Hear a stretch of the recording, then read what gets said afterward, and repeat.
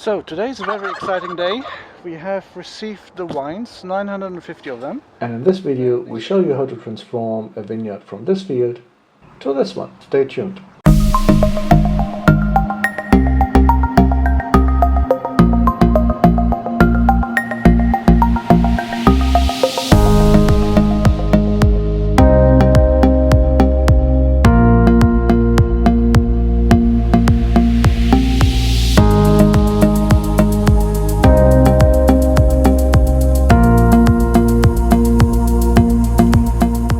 So that's how they come, bundled in 25. These are Rondos.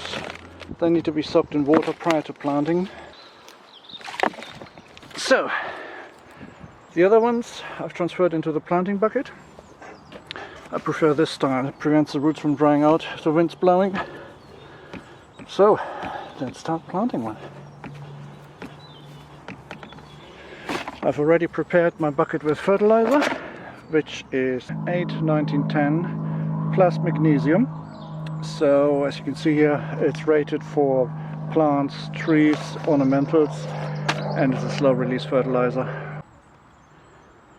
So if you recall from my last video, we made these holes about that size with a tractor.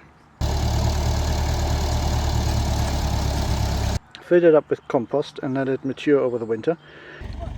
We call that Wine Katie, how about that? Now we've drilled another hole in there, which is slightly smaller. So as I was saying earlier, that's how we open up the holes again. Nice and easy, because it's really soft compost. So just compare that speed with what you would normally do.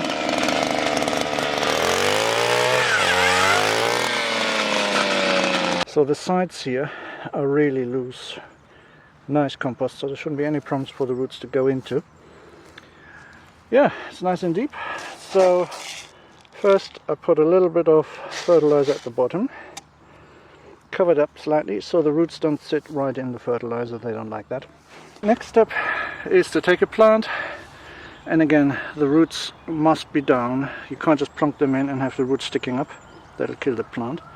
So I'm trying to put the roots down as far as I can. This is the graft union up here. That needs to be at least sort of 10 centimeters from the ground, from the finished ground, so that's about the perfect height. Fill it up with a bit of compost, add a bit more fertilizer, fill it up a bit more, and a little bit more fertilizer, and then fill up the hole with what we've dug out last year. Push it down nicely, that's the important bit. So you don't want this, see this? It wobbles up and down. You want to avoid that because that basically means the roots aren't in contact with the soil. Now it's nice and tight. And one thing to note is you don't want them to sit in a puddle when it rains.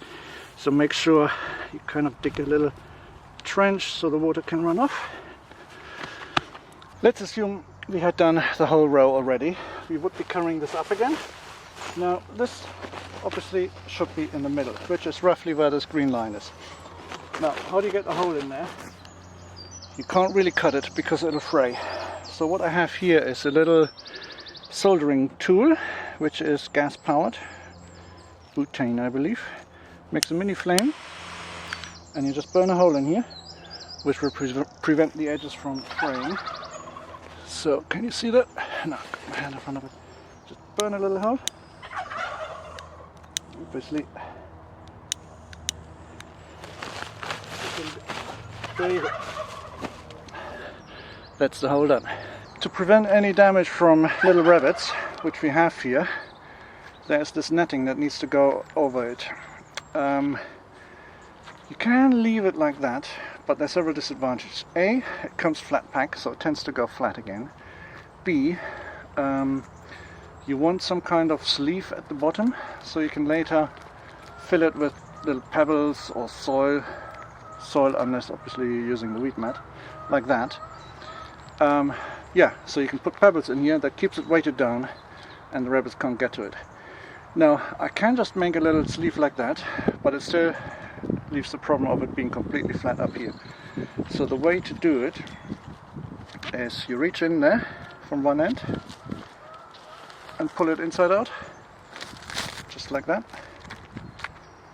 Sort out the top and make a nice sleeve at the bottom, and what that gives you mostly is a very nice round net that you can just put over it. And then you just need to put the stake through, and I'm going to show you my little setup.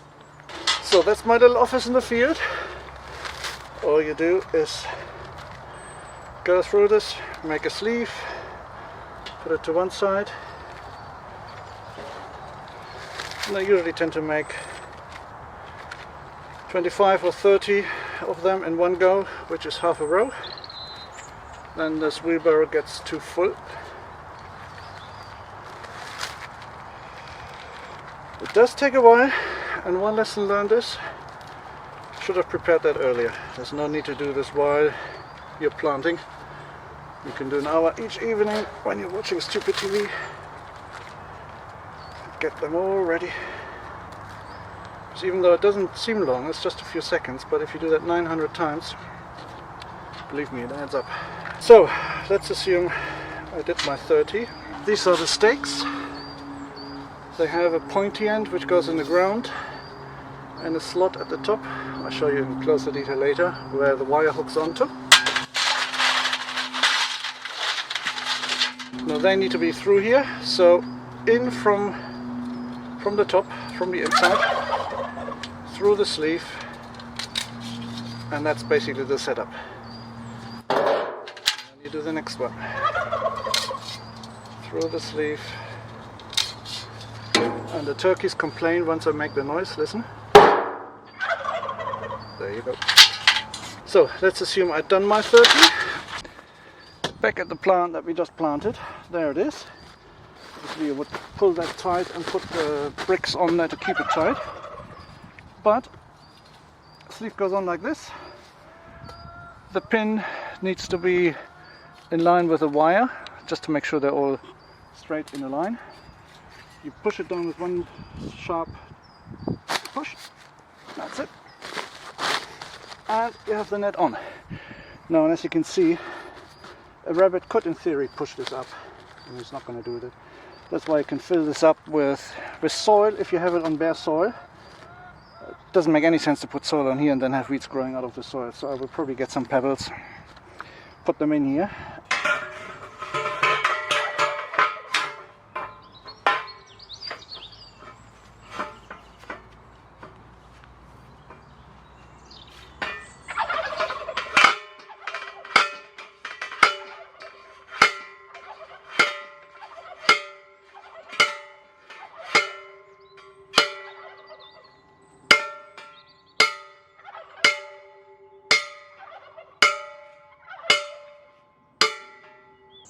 Next step is to secure this end post here with this ground anchor. So that's a fairly beefy long thing that needs to be put into the ground. You can do it manually, but it'll be a lot of work. I fabricated an adapter here for my postal borer. It's made out of an old tube from an Acropop. It's just about the right diameter. Flatten the end. The eye of the ground anchor fits in here perfectly, and then you can drill it in.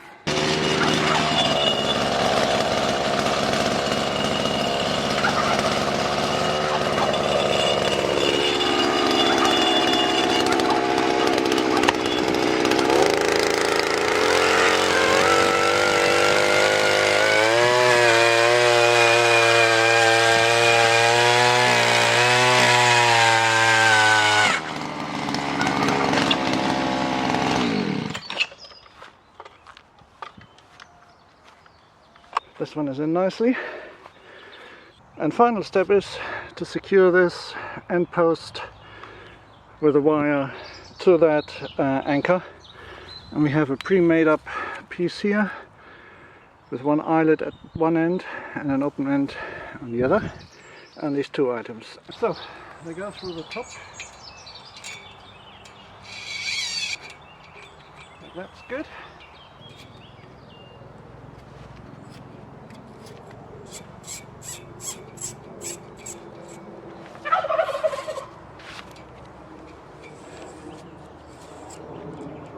like this.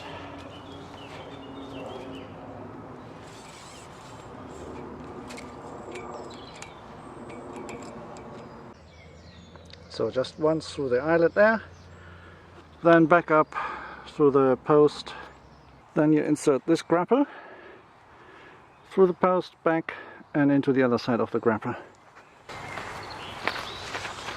So through the post, back, through the other side of the grapper, tighten it up. There you go. Almost last step is to span the wire, fruiting wire, and you've got one of these spinning jennies, I believe they're called, which makes feeding the wire really easy. Otherwise it will just tangle up.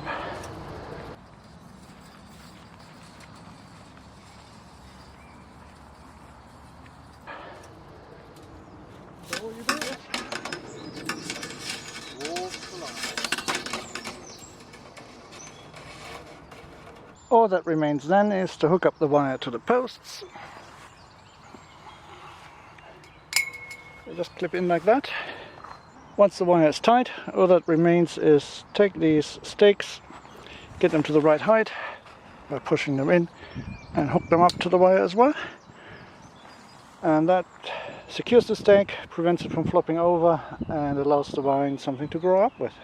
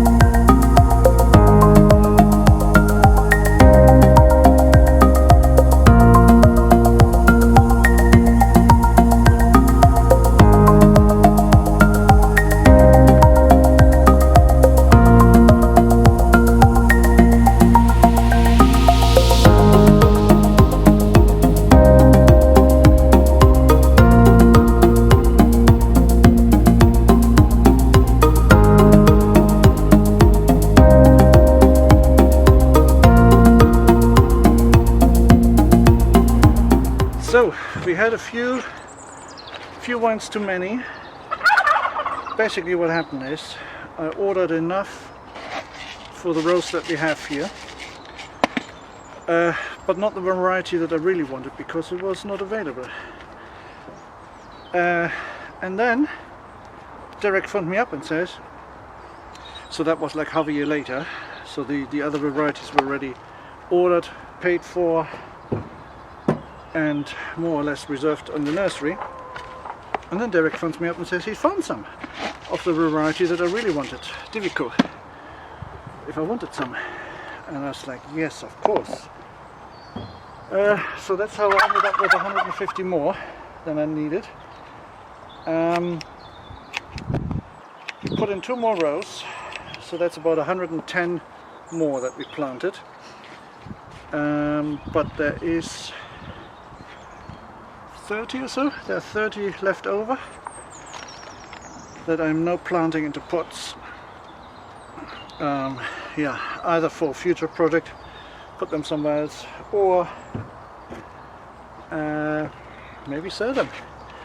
So if you want some Cabernet Cantor, it's a great PV variety. PV means pills resistance. Basically it doesn't need as much spraying, if any at all. Lovely red variety. Let me know.